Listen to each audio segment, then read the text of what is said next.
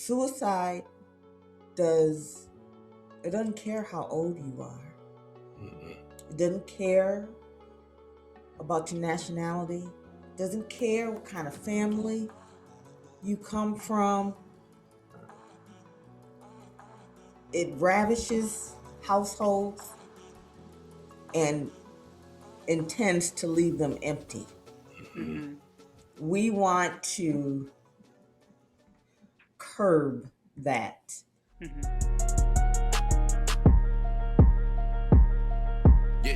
TikTok, I'm just rolling on the block. Marisa took me, heard that. Pocket show about to start. Heard that. You should know if entertainment is your goal. You talking sports or travel, yo. This the hottest pod show. Heard that. She got the juice, everything she says is truth. If you don't know, now you know. All you ever gotta say is heard that, heard that, heard that, heard that, heard that. Look, all you ever gotta say.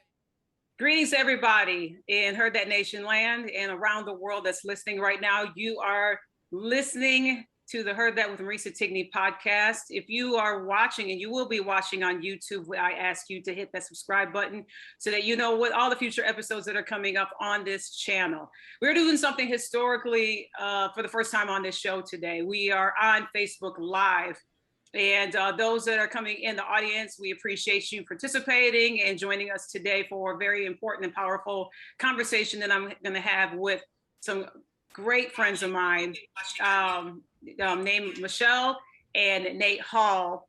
And they had requested this, the folks to participate and be part of this live chat, something that, like I said, is new to me, but it's very important.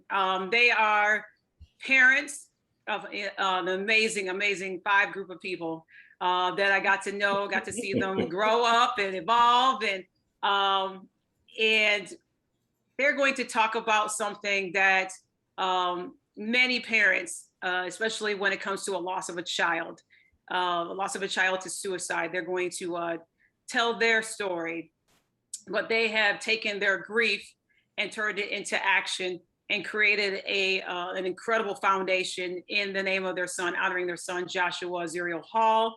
I welcome you, Nate and Michelle, to the Heard That podcast, and I thank you and I believe this will be your first time discussing and talking about this, and with everything going on and through the pandemic and so many things that are happening and all of us literally basically on timeout. I want to just acknowledge and give you both your flowers for all that you have endured, but you have decided to take this and birth this out of your heart and in your spirit. And you say, you know what, we want to help so many people that may be listening to us in this audience right now, those that will be catching us on YouTube and as well as the podcast. And I want people to know who your son is. Like I said, just knowing all 5 of your kids, how active they were.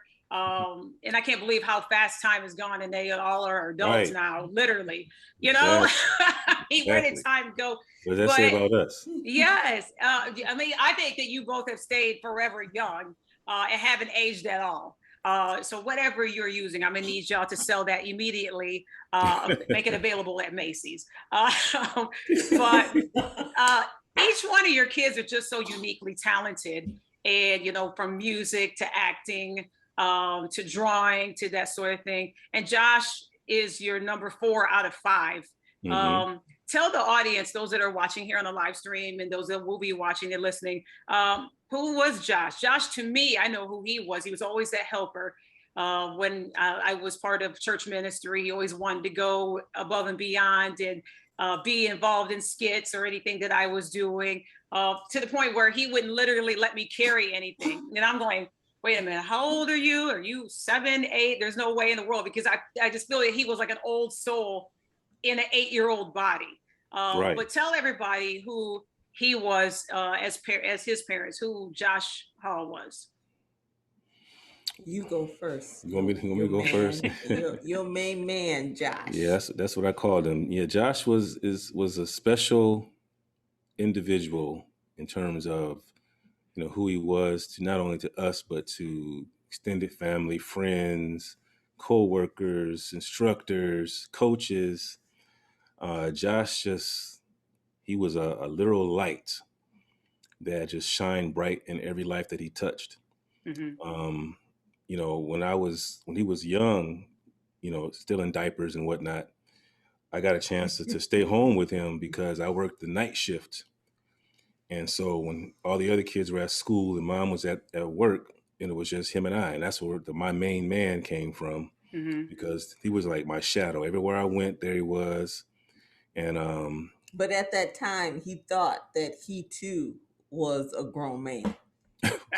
That's why now I get it, because he was always that old soul, and then I would be looking at him like, how do you know how to do this, or what do you know about, you know, opening doors for, you know, ladies when they're coming through and everything else. Like he would zip up to the door and open, and I'm looking at him like, okay, wait a minute, who taught you this? Just always so polite, and yeah, you know, that's how he's always been. I guess I'm going to give y'all credit for that.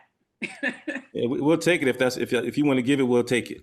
We'll take it. You know, we tried our best to instill, you know, our personalities and our hearts and our values into the children.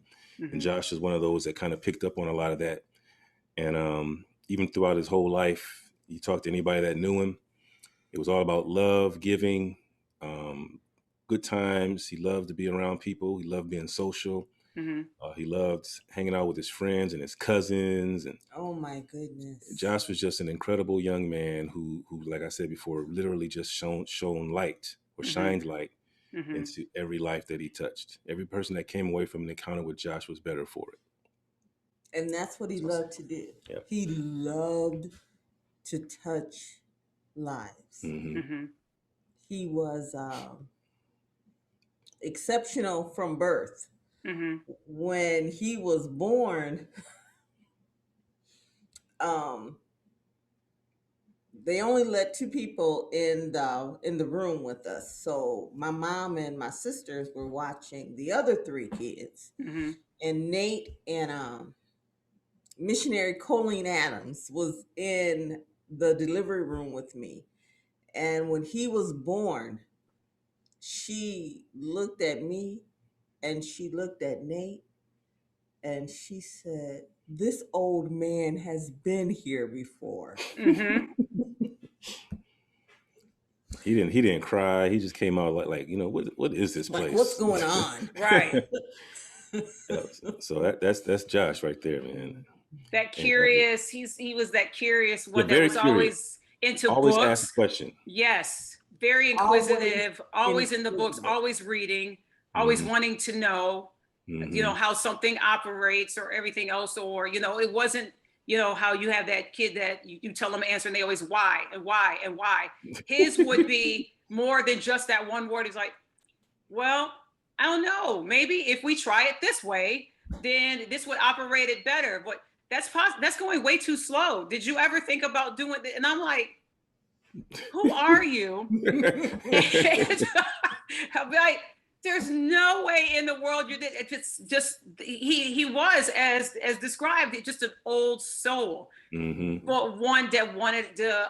I think in the book of Proverbs, and you know how, you know, to get wisdom, you know, to gain wisdom, you have to, you know, study and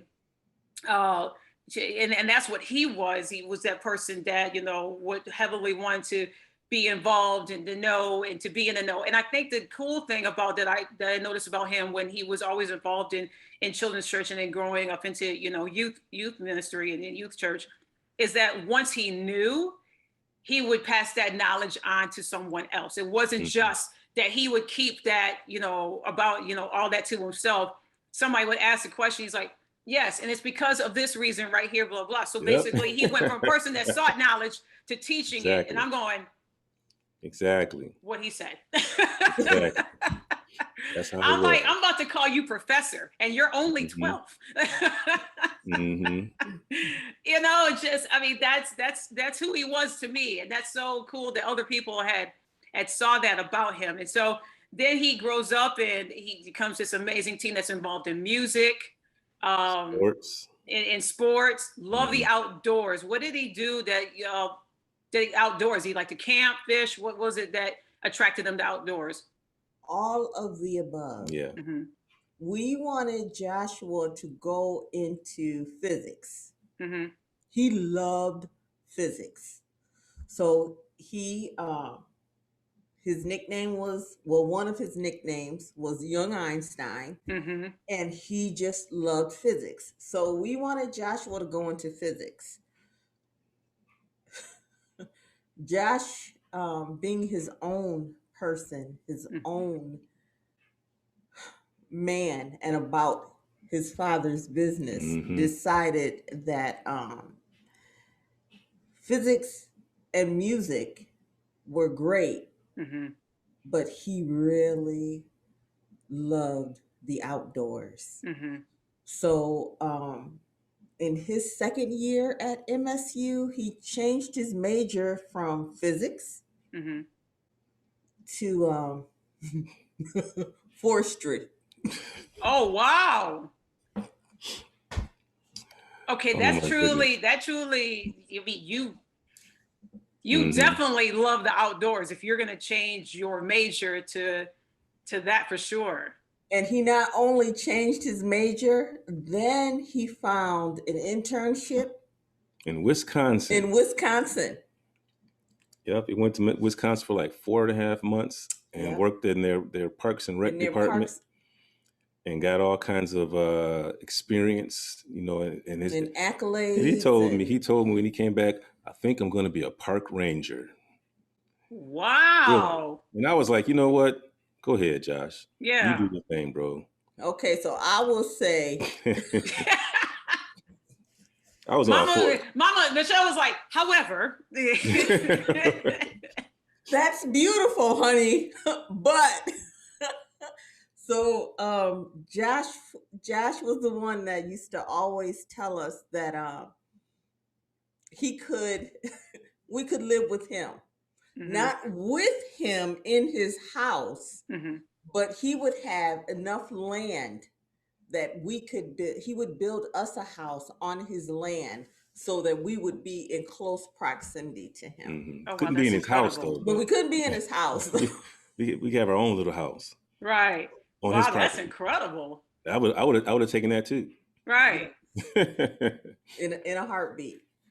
Yeah, Josh was he loved music, as you know. He played the tenor sax Mhm. beautifully. Tenor sax. Was very He good. worked, Very, he very worked with good at it. the MSU Professors of Jazz a couple of Mhm. years. Got invited to their camp a couple times. They paid for Yeah. him to come to They the camp. they paid for him to come because they wanted him to be there that Twice. bad. Yep. An over $5,000 camp. Mhm. Oh wow. So they paid for him to Yeah, he was come. he was an accomplished tenor sax player. Mhm. Loved cross country. Mhm. That was his passion. He just loved to run something. It wouldn't be a 14 surprise. miles like that. 14, Mhm. 15 miles. He'd get up in the morning and be gone running 14, 15 miles like it was nothing. Wouldn't be breathing hard, no sweat, Mhm. just no big deal. He just loved to run. And I think that's where he started to get that appreciation of the outdoors, Mhm. running through all those fields and all those between trees and all that kind of thing. And then he just developed his love for the outdoors and renewable green energies and all of that was his Mhm. passion. And he just so much to say, so much to try to capture. He was our boom. Yeah, but it's one word is her word is boom. Mhm. Yeah. And mine is my main man. My main man. That's what's so cool and fascinating when I was talking to you all before we came on the show is the sunflower. Explain about that. I did not know that he likes sunflowers. I knew a little bit about his love of outdoors and everything else, but where did the sunflower, his love for sunflowers come from? I'll let you tell that story. In the last year, he began to grow flowers from seeds. Oh, because he was doing the landscaping and gardening. He was landscaping and gardening, and he just loved being outdoors. So the sunflower, we used to have a van Mhm. when they were young, and we had a personalized license plate, and it was Psalms 121. Mm-hmm. I would look to the hills, which cometh my help. Mm-hmm. And I know a lot of other people who have lost loved ones use a sunflower as a symbol. Mm-hmm. We use that as our symbol because that was Josh. He looked, his name, Joshua Zarel, means God is my salvation and my rock. And even though this awful thing happened, he's still showing us how to look, keep our heads up, and Mm-hmm. look to the hills. Look to Mm-hmm. the sun. Yeah, look to the sun. SON. So we just adapted that sunflower. Um, we couldn't, unfortunately, we wanted to name the foundation something else, but so many other people had the sunflower Mm-hmm. acronym and stuff, so we couldn't use it. But we do little sunflower Mm-hmm. things to just kind of make us smile. And Yep. And as a tribute just to the fact that he loved sunflowers so much. yes, He started trying to grow them, and he would get the seeds from them, and he bought his mom a sunflower photograph, not a photograph, but like a matte photo. Mm-hmm. Yep, and that's what he just, yeah. That was one of his other great loves, was the sunflower. I So think that's why what's we a use that so beautiful much. thing about your family, and I'm seeing it through the chat, and hopefully, I know people are hopefully can hear you all. And if not, I have the closed captions on the screen. Oh, good. Is that everybody that knows you and that has been part of your both of your lives as well as your amazing family, is that you all are tight knit. There is no question whatsoever. Um, that I have on my end, and those that are watching, they're definitely putting it in the chat.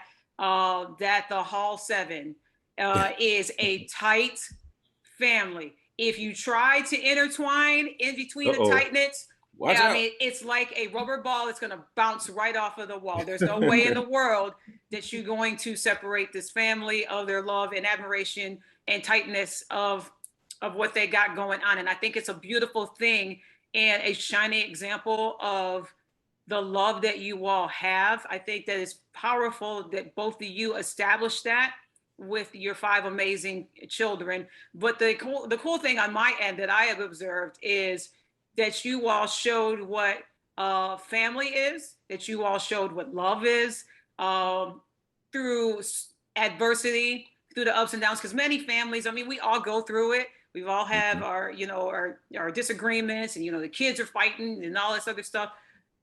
But you wouldn't see it through all of you all because you all walk with love, and you walk with the love for, I mean, I know I keep repeating love, but that's what I see when I look at the 7 of you all is love. Has anybody ever said that to both of you all, that when they see you all, walking into the restaurant or store or church or anything else, that Dave's like, man, here comes the Halls. They walk in with love. I always tell the kids that we are atmosphere changers. I like that. Mm-hmm. That things, yes, you're going to have disagreements. Yes, you'll have issues and battles. Yep. Mm-hmm. But family is everything. Mm-hmm. Absolutely. Yep. And yes, your family can be that prick in your side. That doesn't mean that you, in my opinion, Mm-hmm.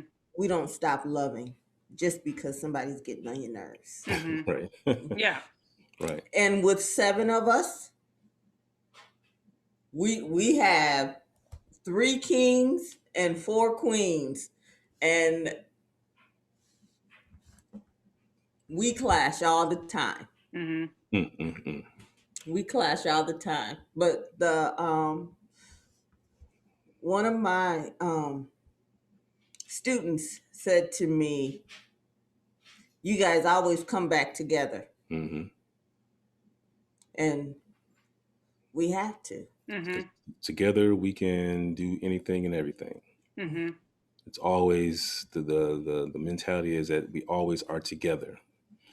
And so when people see this coming into the room or to church or wherever, they do go. They go to halls. They go to halls. Clean off that whole pew for them. Mm-hmm. Because we try to as a family when we first started having children to from the first to the last we try to exude that unity and that purpose Mm-hmm.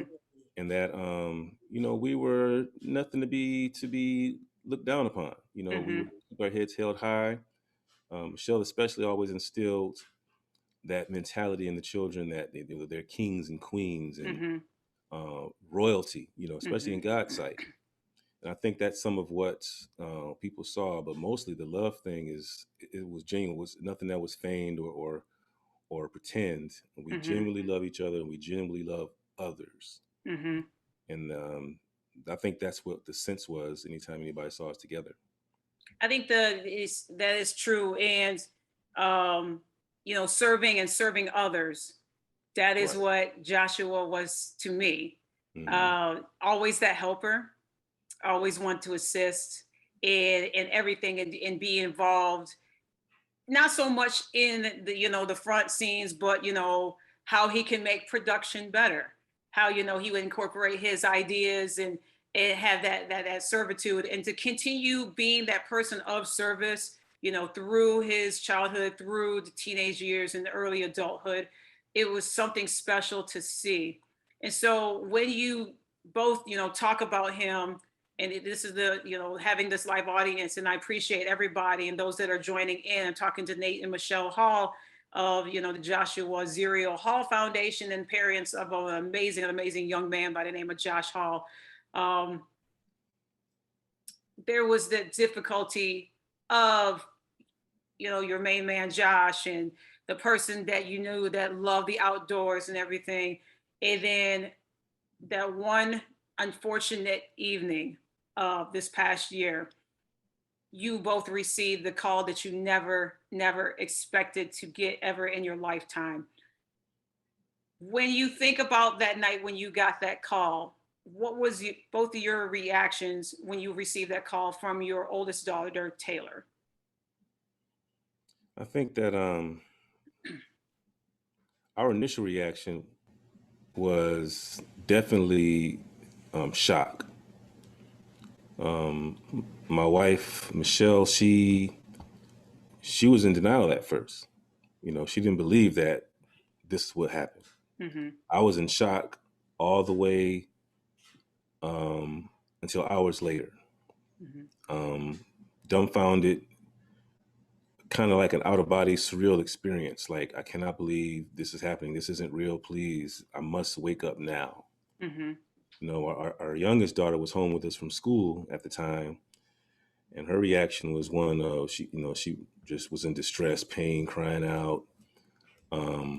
I went immediately to trying to console her, and then we had to go find out what was going on. So we all packed up in the car and drove towards Taylor's house where Josh lived to see what was going on. But the initial reaction for me, at least, was I was stunned. I had no immediate emotion. I was just trying to process what I heard. Mm-hmm. And silently under my breath, I'm praying that this is not happening. Let me ask you this, Nate, before you continue. Did you have any indication that he was depressive or going through something, that his mood may have changed or anything? Did you get any kind of indication of that whatsoever from him? In a general sense, no, because of how the person Josh was. Like I said, he was always outgoing, always family oriented, always had a smile on his face, loved being social. He did, like I said, he lived with his sister, so he wasn't at home with us anymore. Mm-hmm. But I do notice that after that pandemic started, when the shutdowns in Michigan first started taking place, we did notice a shift in his mood. He was very anxious about coronavirus.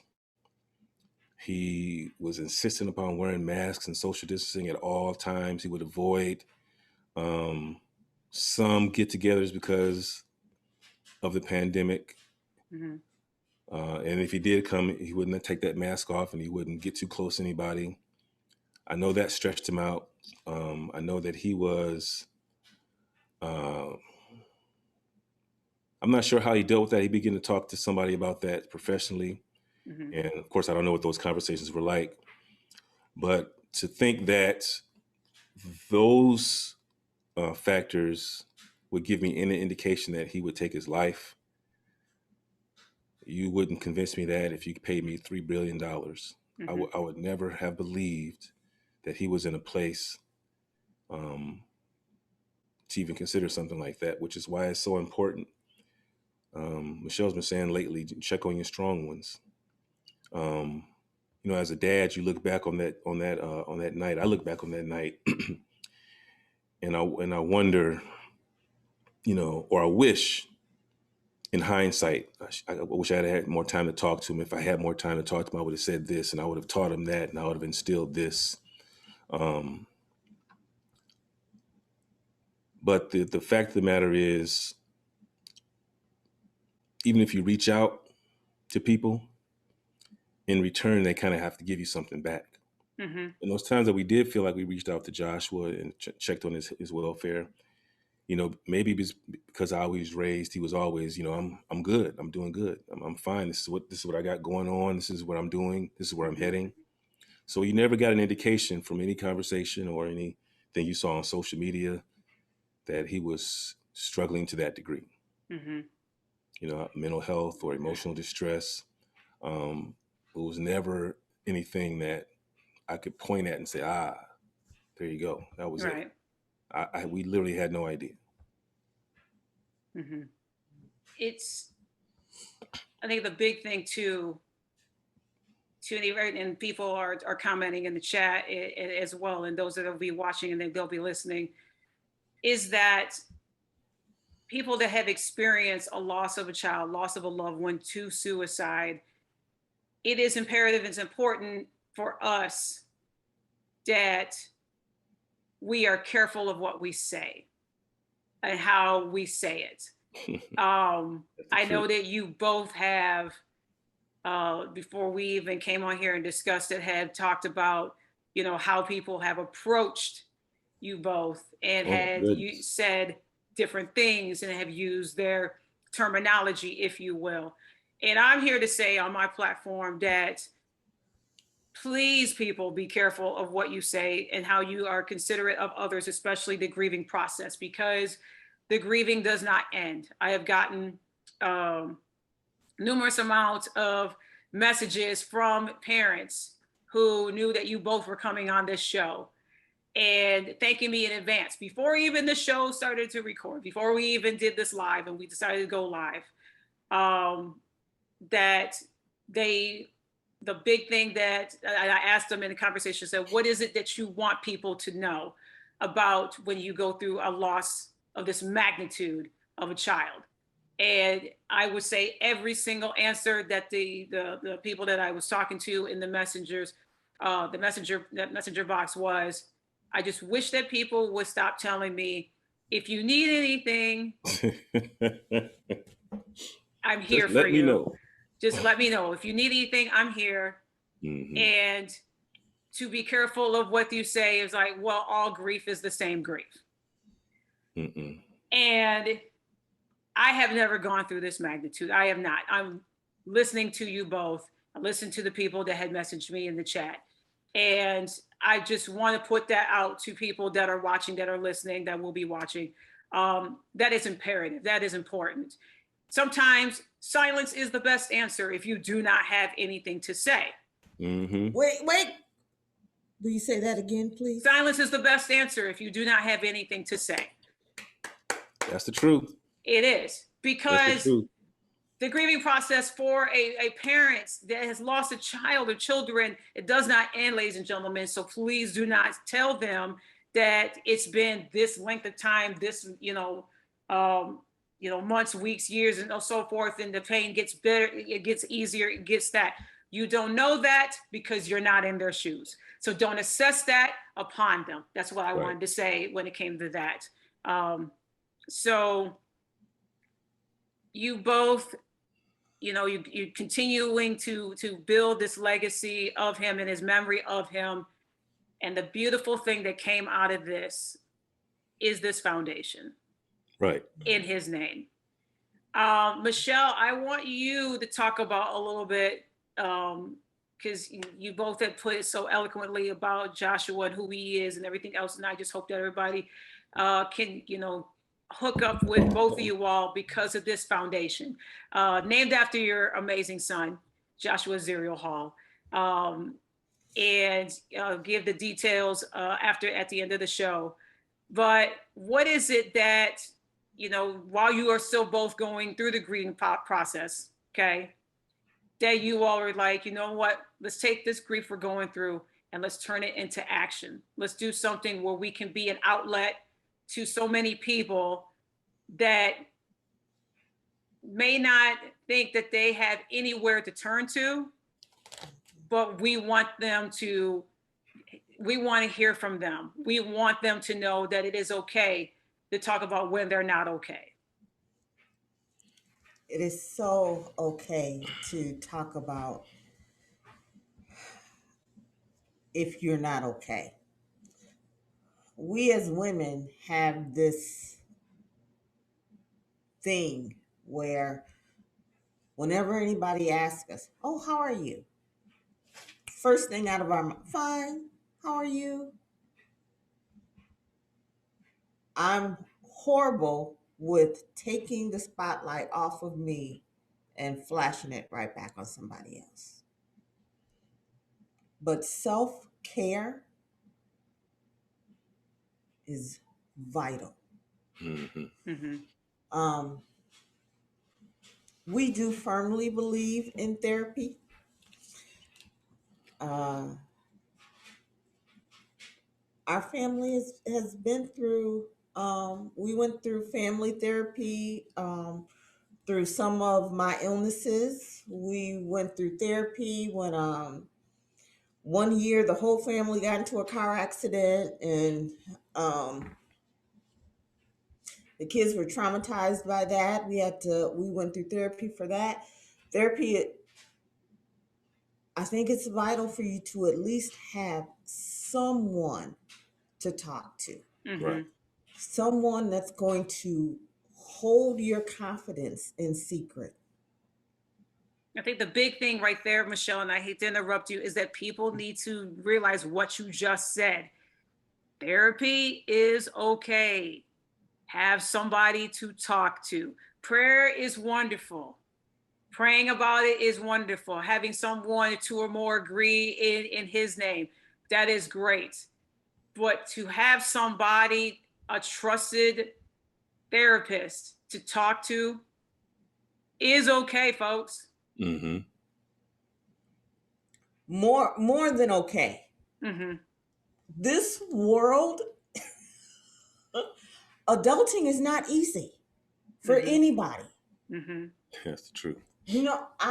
My perspective has opened and shifted so much with the events that have happened. Mm-hmm. And yes, I have always been one for prayer. I love to get in my prayer closet. But you know what? When it's time for my weekly appointment, I'm running there too. Mm-hmm. Because whether you're sitting on the couch or talking on the phone or however you decide is going to be a release for you, Mm-hmm. you have to get it done. No one person, myself included, can take on these cares. Right. and definitely not alone. Mm-hmm. My I have a few friends in social work, and one of them texted me and said, I saw a picture of you. You look so beautiful. When are you going to take your mask off? Mm.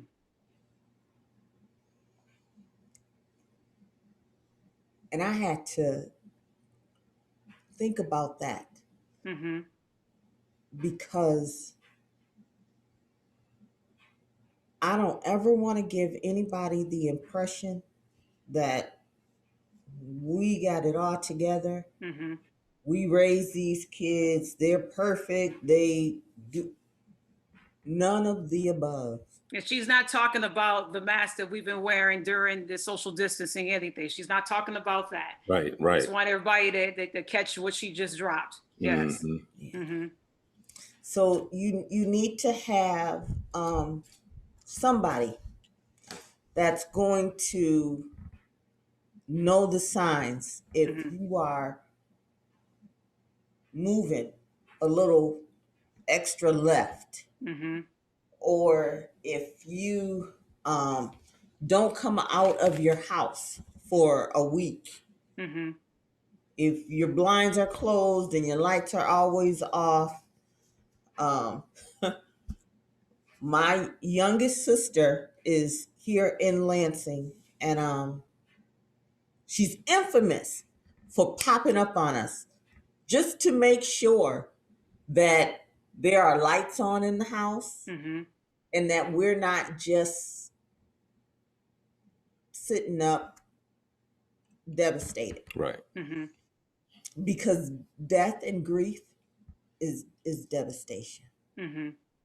You have to learn to work your way through it, Mm-hmm. and you need other people to be able to do that. Yeah. Yes, ultimately we're going to rely on God, Mm-hmm. but he works through people. Mm-hmm. Mm-hmm. So you got to depend on others, and sometimes that's a that's a task in itself, to be Yeah. able to depend on somebody else. Mm-hmm. Let the walls down Right. and talk to somebody else and reveal your fears and intimate issues. Right. Mm-hmm. But But we got to make the effort. yeah, Yeah. We got to make the effort to reach out, especially if we see something like you said going left or things are different, drastically Mm-hmm. different. You got to be able to try to connect with someone, ask them the questions that need to be asked. Don't be afraid to ask a tough question. Mm-hmm. Don't be afraid to say, I've seen certain behaviors. Are you considering suicide? Mm-hmm. A direct question like that will challenge a person to respond in kind.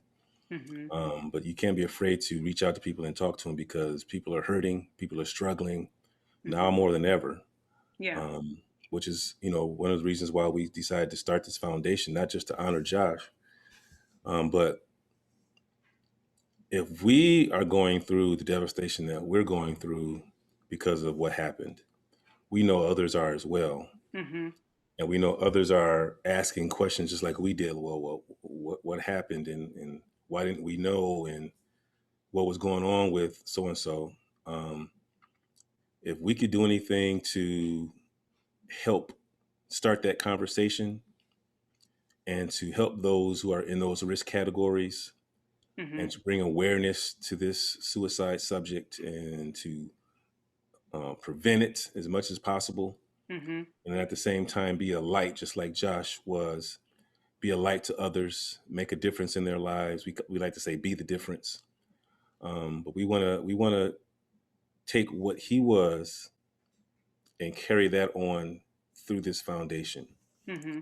touching lives, destiny. encouraging, serving, helping, inspiring, pulling people up out of their dark places as much as we possibly can. Well, I'm sure we can't do it all, but we'll do as much as we possibly can with our dying breath. Mm-hmm. That's what this foundation is all about. and it's an incredible foundation that people need to link up to and to connect with both of you all. Before we end this today, I just wanted to acknowledge your amazing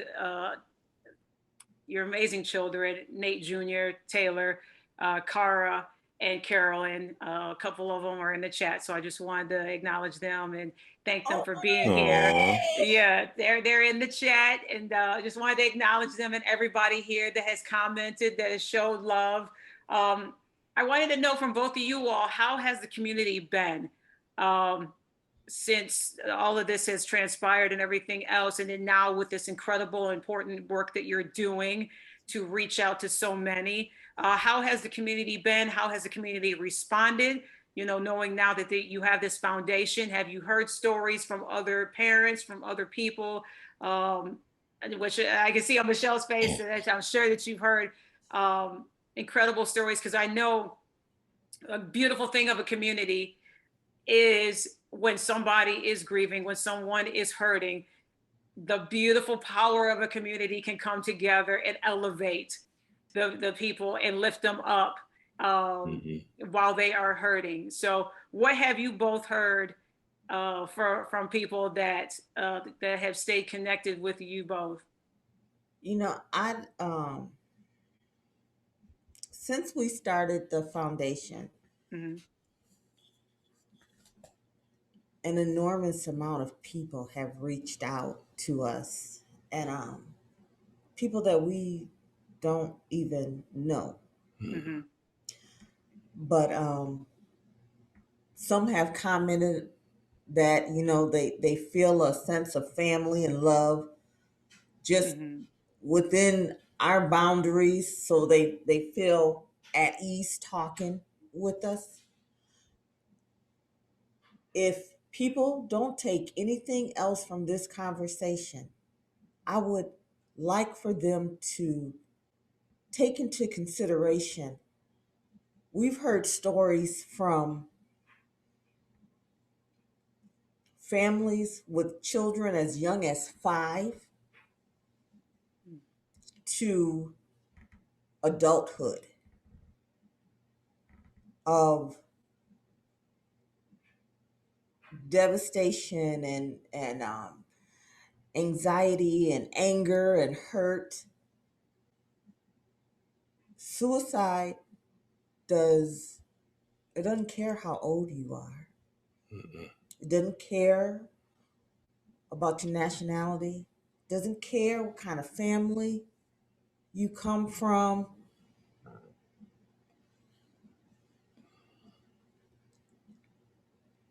Mm-hmm. It ravishes households and intends to leave them empty. Mm-hmm. We want to curb that Mm-hmm. through um, different collaborations, um, music, exercise, Mm-hmm. um, boxing, just to name a few. But what really breaks my heart is when we hear stories of the younger generation. Mm-hmm. I mean, you think, how can a 5-year old try to commit suicide? Why do they even know anything about committing suicide? And where did they get that from?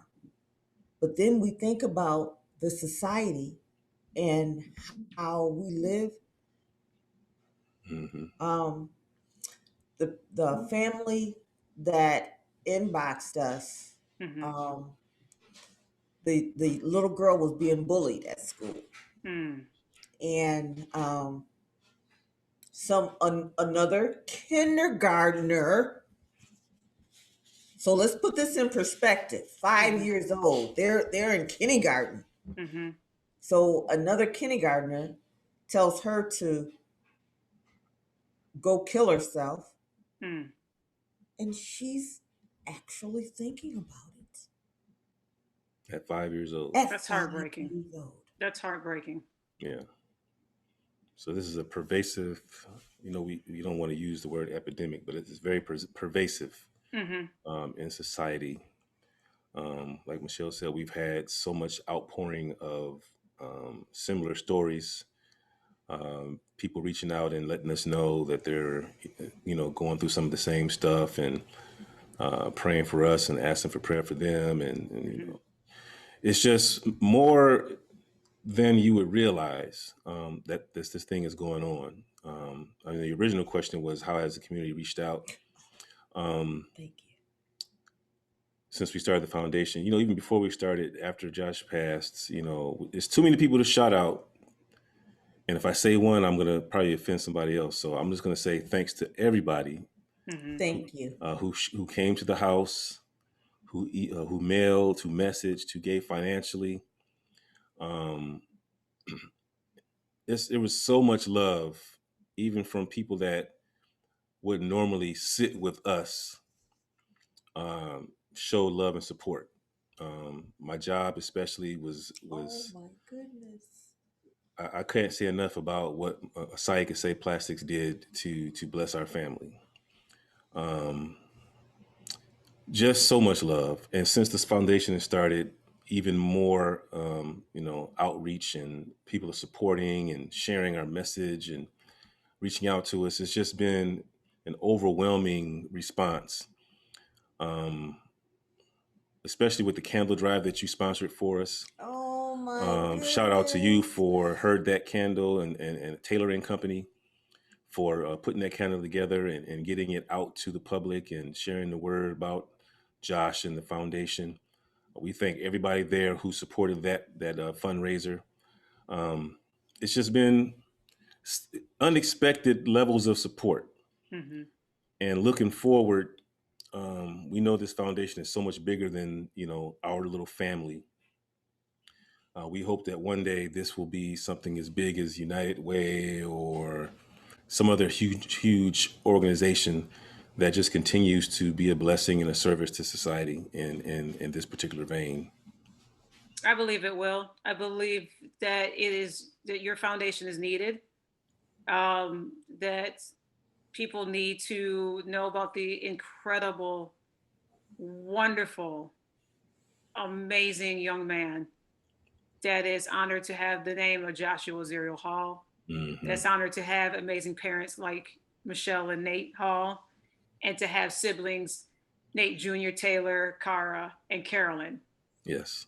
And, a countless amount of cousins and family members and friends and all of those people that he has impacted, that he's touched, everybody that's been watching here. It's been my extreme honor to connect with both of you all. Same. Our friendship goes many years. Yeah. And I definitely am in your corner and will continue to be an ally for many people to reach out and to connect with this incredible foundation. So how can people stay connected to you both on the social media as well as this the website that you have? Well, go. You want to say? Well, I just want to say something before. I don't know why I'm leaning into the mic. It's the kind of mic that make you want to be radio style. Yeah. But I would like to share some additional vital information because this foundation is work. Yes, way more work than we thought it'd be. Is not. But that's what I call worthy work. Yes. And it doesn't make the grieving process any easier, but so now we can cancel out everything I just said and say, but the fact that I heard that with Marisa Tigney came out and boom, lit not just a fireplace fire, but an a forest fire under them halls. Sure did. She was just like, we're gonna do this and you're gonna do this, and come on, I got you. I got your hand. I'm walking with you. I love you. Your family is amazing. And let me say this, because with suicide, don't you have those thoughts like, what did I do to contribute to him wanting to leave? But when you have an amazing support system, Marisa, there's nothing like it. Nothing at all. Nothing. I can't say we would have done this.